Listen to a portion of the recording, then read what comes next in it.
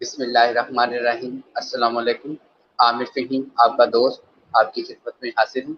आज जो हस्ती हमारे साथ मौजूद हैं वो कनाडा के रहने वाले हैं और पाकिस्तानी कम्युनिटी जो वहाँ मौजूद है उनके लिए बहुत ही हेल्पफुल हैं और बहुत सारे पाकिस्तानी स्टूडेंट्स की हेल्प के लिए हेल्पफुल हैं, उनको वहाँ सेटल करने में, उनकी वहाँ एजुकेशन के लिए। तो हम उनसे मिलते हैं मिस्टर मैक्स मेमन से। अस्सलाम वालेकुम मिस्टर मैक्स, कैसे हैं आप?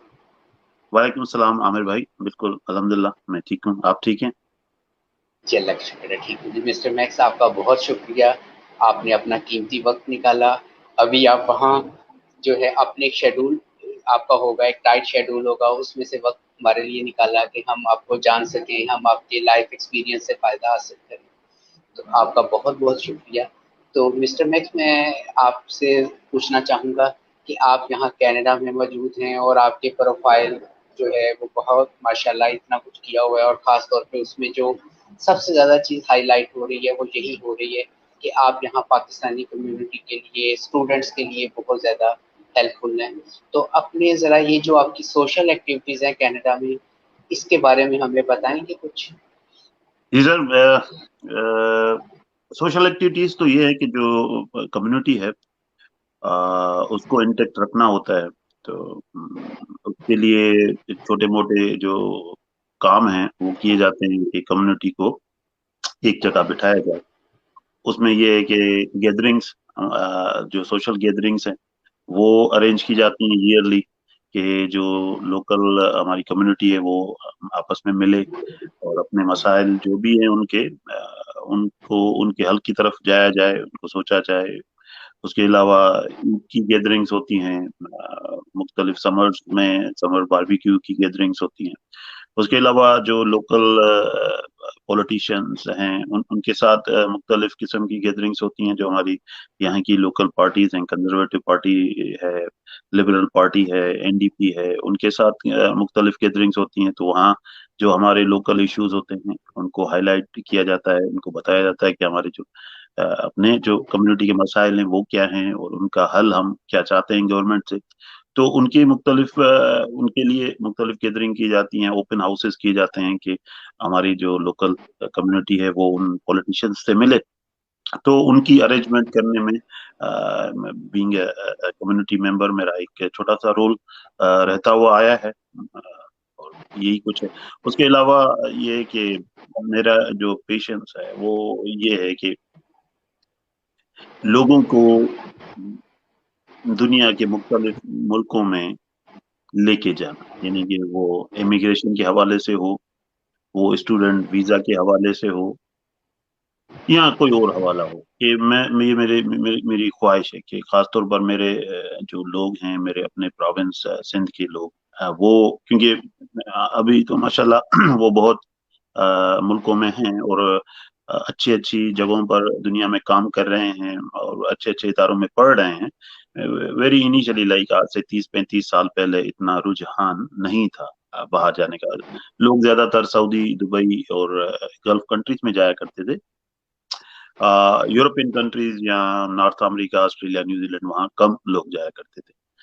तो फिर ये था कि आई स्टार्टेड फ्रॉम देयर कि भाई किस तरह बाहर लीगली जाया जा सकता है, क्या क्या अवामिल हो सकते हैं। तो then I learn a lot, और जो मैंने सीखा वो फिर मैंने लोगों को सिखाया। तो अब ये है कि अल्हम्दुलिल्लाह बहुत सारे स्टूडेंट दुनिया के मुख्तलिफ यूनिवर्सिटीज में पढ़ रहे हैं, पढ़ चुके हैं, वो पढ़ने वाले हैं। उसके अलावा बहुत सारे दोस्त ऑस्ट्रेलिया, न्यूजीलैंड, कनाडा और यूएसए में इमिग्रेशन लेके पहुंच चुके हैं, पहुंच रहे हैं और पहुंचने वाले हैं। यानी कि ये काम मुसलसल, ये तीनों तीनों कैटेगरीज में काम चल रहा है। बस फिर चल चलाओ है। चलता है।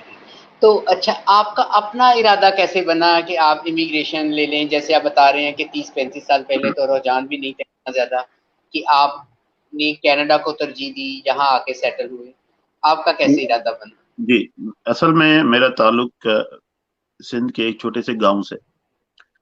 और मेरे जो वालदीन हैं वो कराची शहर में रहते थे और मैं अपने दादा दादी के पास गांव में रहता था।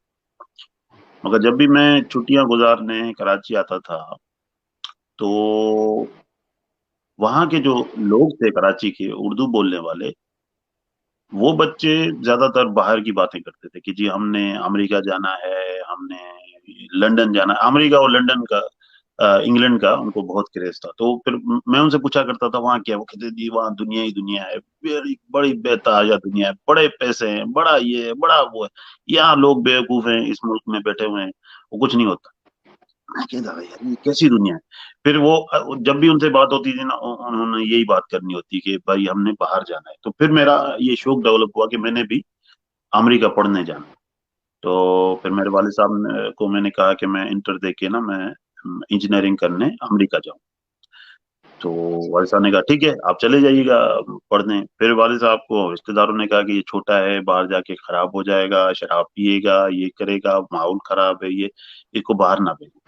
तो उन्होंने फिर मुझे बाहर मना कर दिया, कह रहा यहाँ आप किसी भी यूनिवर्सिटी में दाखिला ले लो, अ, हम्म, ठीक है मगर बाहर नहीं। फिर मैंने मेहरान यूनिवर्सिटी में दाखिला ले लिया इंजीनियरिंग में। तो ड्यूरिंग इंजीनियरिंग मेरा तो यही, तब उस दौर में डीवी लॉटरी आया करती थी अमेरिका की, अब तो वो बंद हो गई है। तो मैं वो हर साल डीवी लॉटरी लिया करता था, मैं वो डाला करता था, मगर मेरी कभी डीवी लॉटरी निकली नहीं। मगर मुझे यही शौक था कि मैंने एक दिन अमेरिका जाना जरूर है ना, किसी भी तरह, सही। या चाहे हुक जी चाहे जी। तो किसी भी तरह। तो फिर वो एक दिन सन कंसल्टेंट वहाँ आए कनाडा के बारे में इमिग्रेशन का बताने। That was the first time I heard about Canadian immigration. तो उन्होंने कहा कि जी कनाडा एक मुल्क है, इतना बड़ा मुल्क है, ये फला फला फला फला। तो उन्होंने एक जो ना मुझे शौक दिला दिया कि भाई ये एक चीज। तो उस दौर में अभी पाकिस्तान में इंटरनेट नहीं आया था, अभी जी there was no internet in Pakistan. तो अब मालूमात कहाँ से मिले जी, फिर मैंने, एक दोस्त ने मुझे बताया कि जी आप खत लिखें इनको, कैनेडियन हाई कमीशन इस्लामाबाद को, वो आपको किताब भेजेंगे, उसी में मालूमात है। फिर मैंने एक खत लिखा उनको, कैनेडियन इमिग्रेशन हाई कमीशन को। उन्होंने फिर मुझे एक बहुत मोटी सी किताब भेजी इमिग्रेशन की, उसके अंदर ही फॉर्म पीछे लगा होता था और उसमें सारा क्राइटेरिया लिखा होता। इट वाज वेरी कॉम्प्लिकेटेड उस दौर में, कि समझ में ही नहीं आता था जी कि किस तरह वो करना है, क्योंकि ऑनलाइन रिसोर्सेज अवेलेबल नहीं थे कि आपने गूगल करके चीजें लेनी। तो फिर वो मैंने एक एक कंसल्टेंट जो कराची में था उस वक्त, ओनली देयर वर 2 और 3 कंसल्टेंट इन कराची, वो 10-10 लाख, 20-20 लाख, 30-30 लाख रुपए लेते थे फिर अप्लाई करने के। मैंने कहा यार गरीब बंदा इतना पैसे कहाँ से लाए। जी देन आई डिड, मैंने कहा ठीक है जी। मैं फिर आहिस्ता आहिस्ता, क्योंकि अभी तो मैं यूनिवर्सिटी में पढ़ रहा था, तो मैंने फिर आहिस्ता आहिस्ता वो मालूमात इकट्ठी करना शुरू कर दी। मैंने ये क्या, पढ़ाई से ज्यादा मैं उसी तरफ लग गया कि किस तरह इमिग्रेशन ली जाती है। And then I got the all the information. फिर अभी मैं कनाडा आया ही नहीं था, अभी मैंने अप्लाई नहीं किया था, तो मैंने यारों दोस्तों को अप्लाई कराना शुरू कर दिया वहीं से कराची में ही ना, जो क्या। मेरे अपनी जबान बोलने वाले दोस्त थे। तो मैं उनको रोज जी शाम को जाके मैं उनको समझाता था कि भाई तुम यहाँ अच्छी नौकरी करते हो मगर बच्चों के लिए बाहर चले जाओ। ये देखो पंजाबी दोस्त जा रहे हैं, ये देखो उर्दू बोलने वाले जा रहे हैं, ये पागल तो नहीं है ना, ये क्यों जा रहे हैं, ठीक है ना, आप भी जाओ। फिर ऐसा ऐसा करके मैंने ड्यूरिंग स्टडी मैंने 2 से 3 दोस्तों की इमिग्रेशन के वो पेपर डाल दिए थे, और मुझसे पहले ही कनाडा वो लोग पहुंच गए थे। फिर मैंने क्योंकि ये अवेलेबल इंफॉर्मेशन अवेलेबल थी नहीं कनाडा की इमिग्रेशन की। एंड देन मैं जब थर्ड ईयर में था तो इंटरनेट का वो दौर दौरा शुरू हो गया था आना। जी तो फिर मैंने एक 6 महीने का डिप्लोमा किया था, अ, उसके अंदर वो शाम में जाके ना वेब डेवलपमेंट का। तो फिर मैंने एक वेबसाइट बनाई, उसके अंदर मैंने वेरी सिंपल सी इंफॉर्मेशन रखी कि किस तरह कनाडा की इमिग्रेशन ली जा सकती है। सिंपल सा फॉर्म जी रखा कि भाई अगर आप ये फॉर्म भरें, बिल्कुल उसमें आपकी एज कितनी है, एजुकेशन कितनी है, एक्सपीरियंस कितना है, तो आपके पॉइंट्स ऑटोमेटिक कैलकुलेट होके आपको मिल जाएंगे।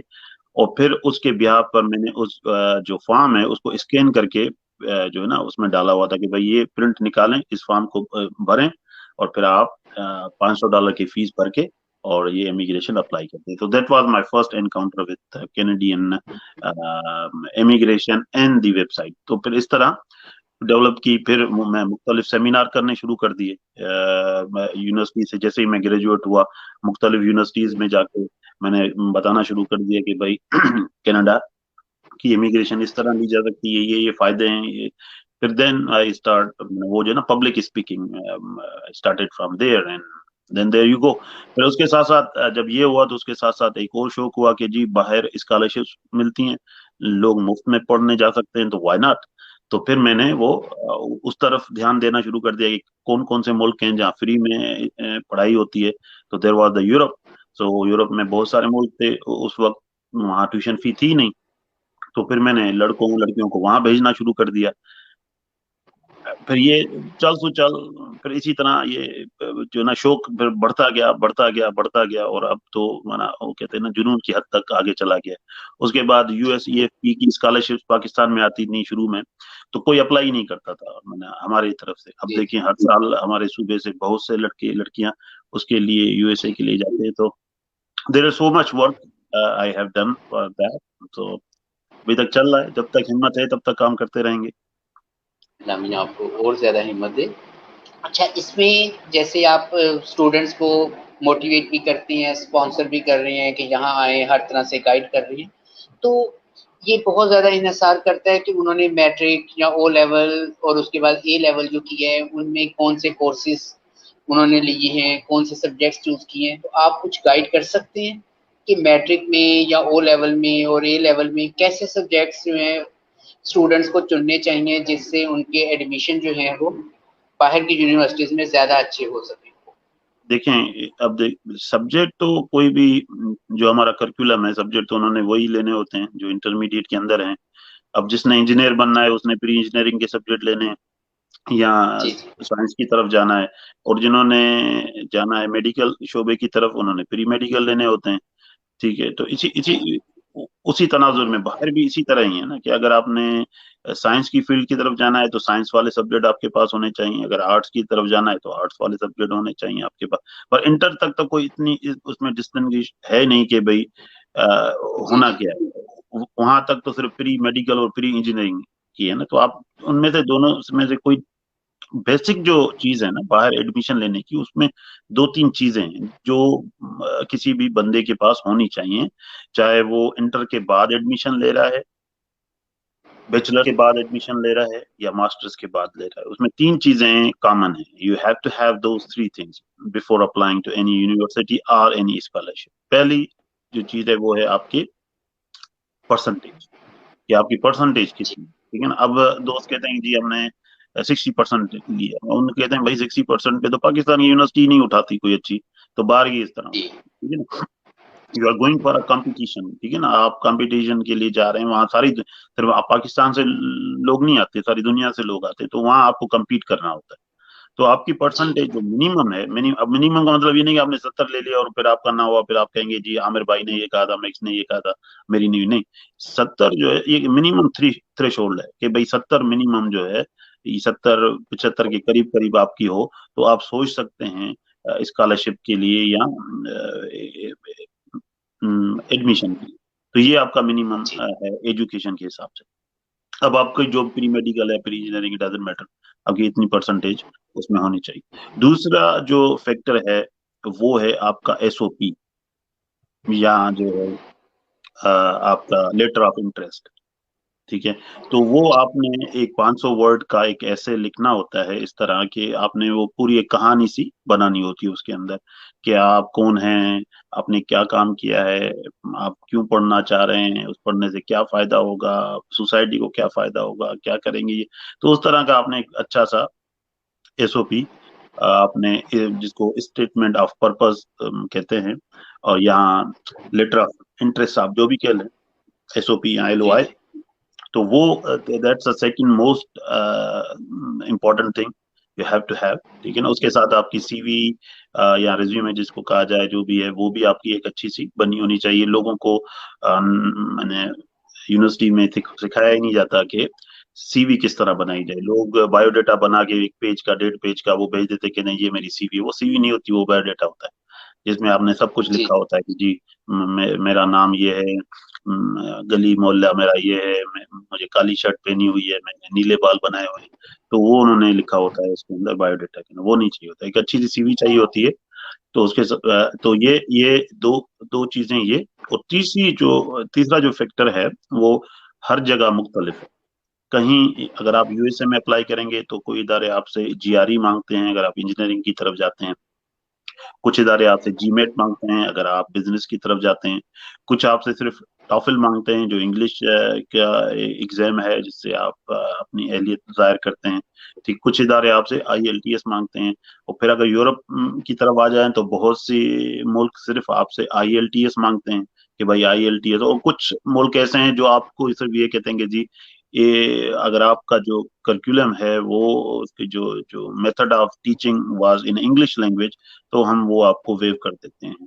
तो और अगर आप कनाडा में अप्लाई करते हैं या ऑस्ट्रेलिया न्यूजीलैंड में भी करते हैं तो आईएलटीएस है, पीटीई है, ड्यूलिंगो है। तो ये मुख्तलिफ इंग्लिश के टेस्ट हैं जो आपने देने होते हैं। You have to choose from इधर वन ऑफ देम कि किस मुल्क में जाना है। तो मैं ज्यादातर दोस्तों को कोशिश करता हूँ कि वो आईएलटीएस कर लें। अगर वो आईएलटीएस कर लें that is a widely acceptable everywhere in the world. Even अगर आप जी। चले जाते हैं सऊदी अरब या उन मुल्कों में भी चले जाते हैं they are also they accept IELTS. तो आईएलटीएस कर लें। तो ये तीन जो है ये they are very important factor in order to get admission. ठीक है ना, बाकी चीजें तो आती जाएंगी उसके साथ मगर ये तीन फैक्टर्स होने चाहिए। बहुत बहुत बहुत ज़्यादा आपने अच्छे तरीके से हमें गाइड कर दिया कि 3 चीज़ें, एक तो आपके ग्रेड्स अच्छे होने चाहिए या नंबर अच्छे होने चाहिए। फिर दूसरी चीज़ ये है कि आपने जो एसओपी लेटर लिखना है वो आपका एक जानदार और एक बड़ा पावरफुल होना चाहिए, जिसके अंदर आपने एक जेन्युइन अपनी पर्सनैलिटी शो की हुई हो। और फिर तीसरी चीज़ जो है वो आपने कोई इंग्लिश लैंग्वेज का जो आपने टेस्ट क्लियर करना है, जो मुख्तलिफ किस्म के टेस्ट मौजूद हैं, वो करने होंगे कोई ना कोई। अच्छा महक साहब, यूँ है कि पाकिस्तान के अंदर इस वक़्त यूँ है कि सोसाइटी में 3 स्ट्रीम्स बड़ी वाज़िया चल रही हैं। एक गवर्नमेंट की जो इदारे हैं वो मैट्रिक सिस्टम और एफए करवा रहे हैं। फिर हम देखते हैं कैम्ब्रिज सिस्टम चल रहा है, ओ लेवल और ए लेवल। फिर इसके बाद अब ये एक नया इंट्रोड्यूस आईबी लेवल हो गया है। तो आप क्या सजेस्ट करती हैं कि कौन से स्टूडेंट जो हैं वो ज़्यादा कामयाब रहते हैं बाहर की यूनिवर्सिटीज़ में दाखिला लेने में, तीनों स्ट्रीम में से? आप किसको सजेस्ट करेंगे कि स्टूडेंट्स को इसको ज़्यादा तरजीह देनी चाहिए? देखें अगर आप मैट्रिक।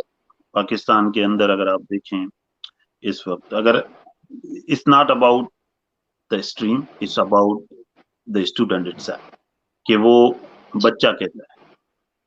अगर बच्चा अच्छा है अगर बच्चा ज़हीन है तो किसी भी स्ट्रीम में पढ़े डजंट मैटर। अब आप अगर पाकिस्तान में सीएसएस जो है एक कॉम्पिटेटिव एग्जाम है। ठीक है ना, हर कोई कहता है कि जी। जी इसमें रुश्वत नहीं चलती इसमें सिर्फ कॉम्पिटेंसी चलती है सीएसएस के एग्जाम में। अगर आप सीएसएस के एग्जाम का डेटा उठा के देख लें तो उसमें मोर देन 70% जो बच्चे आते हैं वो गवर्नमेंट इंस्टीट्यूशन से आते हैं। और जी। ज्यादातर लोअर मिडिल क्लास या मिडिल क्लास के वहाँ बच्चे उन्होंने सीएसएस क्लियर की होती है। आप किसी भी एसएसपी से पूछें तो उसका बाप यहाँ तो किसान होगा या मोची होगा या टीचर ऐसे। होगा या ऐसे होगा। ठीक है ना। तो और ये इन इन बच्चों ने तो कभी ढंग से खाना भी नहीं खाया होता है। ठीक है ना, मगर ये जी। टॉप लेवल की मैनेजमेंट में इस वक्त पाकिस्तान में बैठे हुए हैं। तो इस डजंट मैटर कि वो गवर्नमेंट स्कूल से आ रहे हैं या वो मैं I always been in in in government school. मैं पीले स्कूल का पढ़ा हुआ हूँ।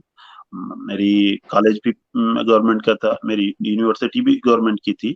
और यहाँ कनाडा में मैंने मास्टर्स किया है वो गवर्नमेंट भी वो भी यूनिवर्सिटी गवर्नमेंट की थी। तो everything is belongs to the government. मैं कभी private institute did I am not doing well? मेरे ख्याल में तो मैं बड़ा अच्छा प्रोफेशनली भी ये I did great and I did socially great I did politically great. तीनों एरिया में I did very well I guess. ठीक है ना। और हर बहुत। वक्त एक हर वक्त एक वो कहा जाए कि जरूरत होती है ट्रेनिंग की। वो मुझे भी जरूरत है मगर आई डिड वेल। तो ये कहना कतन गलत होगा कि जी अगर आप कैम्ब्रिज सिस्टम में जा रहे हैं तो you gonna be very well. हाँ वेरी वेल आप इस तरह हो सकते हैं आप अच्छे कपड़े पहनने की आपको तमीज होगी। आप you can use the fork instead of your hand right. आप के शूज जो है वो बेहतर नमूने पॉलिश हुए हुए होंगे and you speak very well in English that's for sure. बाकी तो बच्चा खुद ही जो है ना चीजें सीख लेता है और कर लेता है अगर उसमें लगन हो। असल में हम लगन नहीं होती ना हम हमारे। और मैंने तो बहुत से लड़के कैम्ब्रिज सिस्टम की धक्के खाते हुए कराची में देखे हैं। ठीक है। और मैंने ऐसे ही मैंने प्राइवेट इंस्टीट्यूट के लड़के धक्के खाते हुए देखे हैं। गवर्नमेंट के लड़के बड़े अच्छे अच्छे जगहों पर बिजनेस करते हुए नजर आए मुझे दुनिया में। तो ये नहीं। तो असल में ये है कि वालदीन को ये सोचना है कि अगर बच्चा किस तरफ उसका रुझान है, किस तरफ वो पढ़ना चाह रहा है, तो उसको उस तरफ इनकरेज करें। अपनी तरफ से चीजें ना ठूसें कि आमिर फहीम साहब को डॉक्टर बनना है, अब आमिर फहीम साहब को खून देखते हुए ही चक्कर आ जाए, तो हमने उसको डाल देना है आमिर फहीम साहब को, जी तुमने डॉक्टर बनना है क्योंकि मामू का बेटा डॉक्टर था, अब और तुम्हारी यस। ममानी की लड़की से शादी होनी है तो उसको डॉक्टर चाहिए। अब वो आमिर फहीम साहब लगे हुए हैं जी ममानी की बेटी से शादी करने के चक्कर में डॉक्टर बनने, अब आए ना आए हमने डॉक्टर बनना है। तो ये चीजें जब हो जाती है ना बच्चे के ऊपर, जब रगड़ा दिया जाता है, प्रेशर दिया जाता है, तो वो उस प्रेशर में शायद वो कर भी जाए, मगर you not gonna be a successful guy, a person, a boy और मैन और वट एवर गर्ल, तो वो नहीं हो सकता। तो असल में यस। चीजें वालदीन को समझना चाहिए, तो उनको बच्चे को उस तरफ डालना चाहिए जहां उसका अपना रुझान हो पढ़ने का। तो फिर अगर आप उसको गवर्नमेंट गवर्नमेंट स्कूल में भी डालेंगे तो भी शौक से पढ़ेगा, कैम्ब्रिज में डालेंगे तो भी शौक से पढ़ेगा, कहीं भी डालें डजेंट मैटर मेरे ख्याल में। इंस्टीट्यूशन डजेंट मैटर, मैटर करता है लड़के का या लड़की का अपना एप्टीट्यूड किस तरफ जाने। बहुत खूब, आपने बहुत अच्छा गाइड किया हमें कि इंस्टीट्यूशन की निस्बत अगर हम वही बच्चे की ग्रूमिंग पर तवज्जो दे दें और उसको एक अच्छी लाइन दे दें कि उसका थिंकिंग स्किल उसकी डेवलप कर दें, तो वो बच्चा अपने आप आगे से आगे कामयाब होता जाएगा। अच्छा मैक्स साहब, आप जो है आपके प्रोफाइल में भी मौजूद है और आपने अभी हवाला भी दिया कि आप सूबा सिंध के लिए, कराची के लिए बहुत ज़्यादा काम कर रहे हैं। जो दूसरे सूबे हैं, पंजाब है, केपीके है या बलूचिस्तान है, यहाँ के जो स्टूडेंट्स हैं, क्या आप इनके लिए भी काम कर रहे हैं या इन फ्यूचर आपका इरादा है कि पाकिस्तान के जो दूसरे एरियाज हैं उनके स्टूडेंट्स के लिए भी आप कुछ वर्क करेंगे? नहीं नहीं, देखिए काम कोई भी, जैसे वो कहते हैं ना कि जो भी मेरा दरवाजा खटखटाएगा तो मैं सबके लिए दरवाजा ओपन करूंगा। ये नहीं है कि मैं लोगों के लिए कि भाई ये पंजाब से है, ये पख्तूनख्वा से है, ये कश्मीर से है, ये बलूचिस्तान से है, तो मैं दरवाजे बंद कर दूं उसके लिए, तो ये जी। तो नामुमकिन है, ठीक है ना। मगर जाहिर जाहिर सी बात है, वो ये था कि जब मैंने ये काम स्टार्ट किया था करियर काउंसलिंग का या दोस्तों को बाहर भेजने का, तो उस दौर में मैं नहीं समझता उस दौर में कि कोई और सिंधी स्पीकर ये काम करता हो। अब तो बहुत सारे दोस्त हैं अब करते हैं, आपने भी शायद एक आधा जवान का इंटरव्यू किया है शायद। तो उस दौर में कोई काम नहीं करता था, ठीक है ना। तो आई आई आई स्टार्टेड लाइक दैट, और एक मेरा ये ट्रेडमार्क है, ठीक है ना। तो अब उसका ये कि क्योंकि हमारे सूबे से बाहर जाने का रुझान था ही नहीं, मैंने हम इसको अच्छा नहीं समझते कि धरती से दूर जाए। अब मैं यहाँ बैठा हूँ 20 19 20 साल से, still I feel that that's wrong. मैं अपनी धरती से दूर हूँ, मुझे अपनी धरती के साथ ही अटैच रहना चाहिए था। मगर जी जी। बस वो अब क्योंकि ये हमारी एक अटैचमेंट है हम सारे सिंधियों की अपनी धरती के साथ, कि हम अपनी धरती से बाहर जाना नहीं चाहते। उसका मतलब ये नहीं है कि हम सुस्त हैं, उसका मतलब ये है कि हम अपनी धरती को माँ समझते हैं और उसके साथ ही हम रहना चाहते हैं, वहीं तरक्की करना चाहते हैं, वहीं जिंदगी गुजारना चाहते हैं। मगर नए दौर के तकाजों के साथ साथ भी हमने आगे बढ़ना होता है। तो फिर ये नए दौर के तकाजे हुए तो हमने फिर उनको इस तरफ लगा दिया कि भाई अब ये भी एक रास्ता है, यहाँ भी जाएं, और इससे भी आप धरती से मोहब्बत कर सकते हैं, पैसे भेज सकते हैं, वहां खुशहाली ला सकते हैं। अब आ जाते हैं आपकी तरफ, क्योंकि पंजाब वाहिद प्रोविंस है सिंध का जिसके लोग बहुत सियाने हैं। हद से ज्यादा सियाने लोग अगर कोई हैं हमारे में, वो पंजाब के जी लोग जी। हैं। अब ये जी जी। परसेप्शन है या ऐसे ही मैं हवा में फेंक रहा हूँ, मगर this is how we see it. अब आप दुनिया के किसी भी जी कोने में चले जाएं, किसी भी कोने में, पंजाबी चाहे वो मुसलमान पंजाबी हो या पंजाबी चाहे वो सिख पंजाबी हो, मेरे बहुत सारे दोस्त सिख पंजाबी हैं, तो मैं उनसे कभी कभी मजाक में कहता हूँ कि किसी दिन मैं अगर चांद पे गया ना तो टैक्सी लेके सिख ही वहां खड़ा होगा मुझसे पहले। तो इन every there is no corner in the world, but in every corner in the world there are a Punjabi, जी। वहाँ पंजाबी इसमें मौजूद कोई है। वो चाहे वो बिजनेस कर रहा हो वहां पर, वो चाहे बिजनेस कर रहा हो वहां पर, चाहे वो पॉलिटिशियन हो वहां पर, स्टूडेंट हो वहां पर, साइंटिस्ट हो, डॉक्टर हो, जो भी हो, वहां आपको पंजाबी, ये हो ही नहीं सकता। इट्स नियर टू इम्पॉसिबल कि दुनिया की किसी जगह जाएं और वहां आपको पंजाबी ना मिले, ठीक है। इट्स नियर बिल्कुल। टू इम्पॉसिबल है, ठीक है। तो अब ये है कि they already knew about it, right, उनको पता है। उनको उनको देखते देखते जो हमारे पख्तून भाई हैं वो भी दुनिया के हर कोने में तकरीबन अब पहुंच चुके हैं, वो चाहे अफगानी जी पख्तून हो या पाकिस्तानी पख्तून हो, they are, you can find it everywhere in the world. तो ये दोनों सबसे जो कम है लोग बाहर, वो हैं बलोच, हमारे दोस्त, ना होने के जी बराबर, आटे में नमक के बराबर। और जो जी बाहर भी हैं तो उनमें भी 90% वो हैं जो बेचारे रेफ्यूजी स्टेटस पे, ठीक है, वो अपनी जान बचा के वहां आए हुए हैं, बाकी नहीं। जी अब आ जाते हैं हम सिंधी। हम सिंधी जो है ज्यादा जो हम निकले हैं, वो हम निकले हैं नवाज शरीफ के पहले दौर में। नवाज शरीफ साहब के नवाज शरीफ साहब के पहले दौर में सिंधियों के लिए जॉब्स बिल्कुल खत्म हो चुकी, क्योंकि हम ज्यादातर सरकारी मुलाजमत पेशा लोग हैं, या ज़राअत करते हैं या सरकारी मुलाजमत में जाते हैं, बिजनेस तो हमारे पास है नहीं। तो फिर लोगों ने कहा कि we have to find out the other channels where we have to survive, we have to go somewhere. तो फिर हमने नवाज शरीफ साहब के पहले दौर में, नवाज शरीफ साहब के दूसरे दौर में हमने मुल्क को खैराबाद किया। और अब दुनिया, अब आप दुनिया के किसी भी बड़े खित्ते में चले जाएंगे, आपको एक आधा सिंधी मिल जाएगा। और हम, मेरी कोशिश है कि हम ज्यादा सिंधी वहां हों, एक से जगह 100 हों हर शहर में। तो that's my dream about it. अब उसका ये मतलब नहीं कि अगर कोई पंजाबी मुझे कहे कि भाई मैंने जर्मनी जाना है स्टूडेंट वीजा पे, तो मैं उसकी हेल्प नहीं करूंगा। No, definitely I gonna help him. अगर वो मुझे कहेगा कि जी किस तरह फॉर्म भरना है, किस यूनिवर्सिटी में जाना है, क्या प्रोसीजर है, आई गोना हेल्प हिम। और उसके बाद भी अगर उसको वहां, क्योंकि मेरी एक टीम बनी हुई है, उसका नाम है टीम मैक्स। टीम मैक्स क्या करती है कि कोई भी नया स्टूडेंट अगर दुनिया के किसी भी कोने में पहुंचता है, तो we will pick that guy from the airport free of cost, और उसको ले जी जाके हम वहाँ किसी दोस्त के साथ कुछ दिनों के लिए अटैचमेंट दे देते हैं कि भाई फ्री में आप रहें, 2-3 दिन शहर को देखें, समझें, उसकी रिहाइश का इंतजाम करना। तो that's what we can do. तो हाँ, अगर हम वो अपने सिंधी भाई बहन के लिए करते हैं, तो वो हम पंजाबी भाई बहन के लिए, पठान भाई बहन के लिए, बलोच भाई बहन के लिए definitely we gonna do that. मगर ये है कि कोई हमसे रब्ता करेगा, definitely we gonna help them. पर अब ये जाके मैं जाके ढंडोरा पीटूं, दैट्स जी नॉट गोना। बहुत खूब, आपने बड़ा अच्छे तरीके से एक्सप्लेन किया, अपने जज्बात बताए जो पाकिस्तान की हर नेशन के लिए आपके दिल में है। तो अच्छा मैक साहब, आपके साथ राब्ता, आपके साथ जुड़ने के लिए ये जो स्टूडेंट्स हैं आजकल के, वो कैसे राब्ता कर सकते हैं? आपकी कोई इदारे की वेबसाइट, कोई लिंक्स, नहीं नहीं, वी वो पहले तो आप? कोई इदारा तो है नहीं मेरा, देयर इज नो इदारा, जी जी there is no company, right, जी नो। जी सिंपल है, बहुत बहुत बहुत से सिंपल है। मेरा प्रोफाइल है मैक्स का, आप अगर मुझे टैग कर देंगे इस वीडियो में, तो people gonna know where is my profile. अगर जो भी दोस्त मुझसे राब्ता करना चाहें, तो किसी भी मेरी जो करंट पोस्ट है उसके नीचे एक कमेंट लिख दें कि I need your help, I need your guidance, और whatever their concern is, नीचे लिख दें कमेंट में, definitely I gonna go and look for it. और उसके अलावा मेरा जो, मैं एक्टिवली जो इस पेज को मैं मॉनिटर करता हूँ या देखता हूँ, वो है न्यू दरबेलो, मेरे गांव के नाम से न्यू दरबेलो।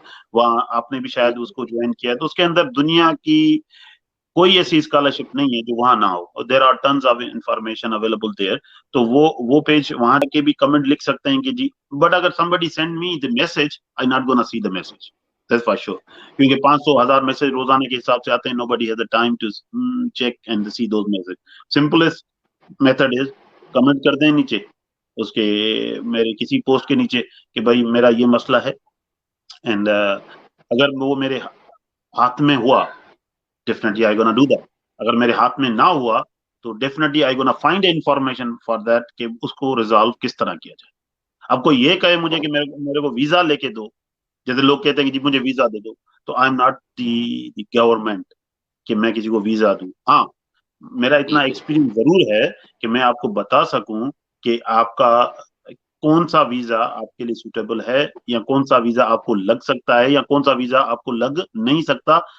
तो आप एजेंट्स को पैसे देने में, अब मैं आपको एक छोटी सी मिसाल देता हूँ। आज से कुछ साल पहले एक खातून ने मुझसे रब्ता किया कि जी मुझे इमिग्रेशन अप्लाई करना है। तो मैंने उसको राइट अवे जवाब दे दिया कि जी आपकी बीबी इमिग्रेशन नहीं हो सकती, क्योंकि आपकी ना क्वालिफिकेशन है इतनी, ना आपका एक्सपीरियंस है, तो आपकी नहीं हो सकती। या तो आप मास्टर्स कर लें, तो उसके बाद सोचा जा सकता है, मगर उससे पहले नहीं। तो 1.5 साल के बाद उसने फिर मुझसे राब्ता किया, कि कहा कि जी वो मैंने एक एजेंट को पैसे दिए थे, कोई 4-5 लाख रुपए, तो उसने मेरे पैसे भी डुबो दिए और मेरी, मैंने कहा और आपने मुझे सही कहा था कि मेरी इमिग्रेशन नहीं हो सकती, तो लोग एजेंट के पास जाते हैं। हम कहते हैं कि हमसे रब्ता करें सबसे पहले, हम फ्री ऑफ कॉस्ट आपको मशवरा देंगे, ठीक है ना, कि फिर आपकी मर्जी है, आप एजेंट के पास चले जाएं, कम से कम आपको पता तो होगा ना कि वेयर यू स्टैंड। एजेंट, आप किसी भी एजेंट के पास चले जाएं, आप कहेंगे जी मैं मैट्रिक पास हूँ, कहेंगे हाँ जी आपकी इमिग्रेशन हो जाए, आप आ जाए। उनको सिर्फ अपने पैसे से मतलब है ना, हमें तो आपसे पैसे नहीं चाहिए ना, हमें तो ना आपसे पैसे चाहिए, ना हमें कोई फेम का मसला है, जैसे आजकल लोगों को फेम का मसला है। मेरा फेम बहुत ज्यादा है, ठीक है ना, people know me very well. तो मुझे ना कोई फेम की परेशानी है, ना कोई पैसे की। मैं अच्छी अच्छी जॉब करता हूँ इस मुल्क में, अच्छा खाता हूँ, अच्छा पीता हूँ, मुझे उसका भी परेशानी है। मुझे ये है कि लोग ठगे ना जाए, मुझे ये है कि लोग परेशान ना हो। तो they should come to us first, they should ask the जी क्वेश्चन कि भाई मैं स्टूडेंट वीजा पे जाना चाहता हूँ, या मैं वर्क परमिट पे जाना चाहता हूँ, या मैं इमिग्रेशन पे जाना चाहता हूँ, मेरा अब लोग आते हैं कहते हैं जी ये मुझे टोटल कंपनी ने कनाडा से लेटर भेजा है, मेरी जॉब होगा। वो भाई टोटल कंपनी है ही नहीं वहां पर इस तरह वाली, वो दूसरी टोटल है। जी ये फलानी होटल में जी मेरा जॉब हो गई है। भाई होटल जहाँ लोग धक्के खा रहे हैं रोडों पर, तुम्हें वहां से वो बुला रहे हैं होटल के लिए, जी ये फलाना उस जगह मेरी हो गई। तो ये उनको पैसे देने के बजाय they should talk to us first, we are not gonna charge you single penny, but we will give it to you right information, right advice, और उसके बाद decision decision is up to you.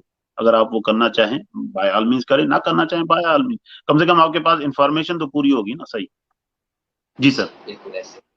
Ji sir, बहुत शुक्रिया, आपने बड़ा अच्छे तरीके से गाइड कर दिया कि अगर आपसे हेल्प लेनी है तो आपकी जो पोस्ट्स हैं, खास तौर पे जो आपने पेज बताया है, मैं इंशाल्लाह उस पेज का लिंक जो है अपने कमेंट्स में भी जो है उसे पेस्ट कर दूंगा, उसके लिंक को, जिससे लोग आपसे रब्ता कर लेंगे। तो आपसे ये सारी बातें करके जान के बड़ी ज़्यादा खुशी हुई है। अल्लाह ताला आपको बहुत नवाजे, आपको और ज़्यादा तरक्की दे, और आपको हिम्मत और ताकत दे कि आप मजीद हमारे पाकिस्तानी भाइयों की हेल्प कर सकें। आपसे इजाज़त चाहूँगा। बहुत शुक्रिया, आपने टाइम निकाला मेरे लिए। बहुत बहुत शुक्रिया। अल्लाह हाफिज़, अपना ख्याल रखिए। Thank you sir.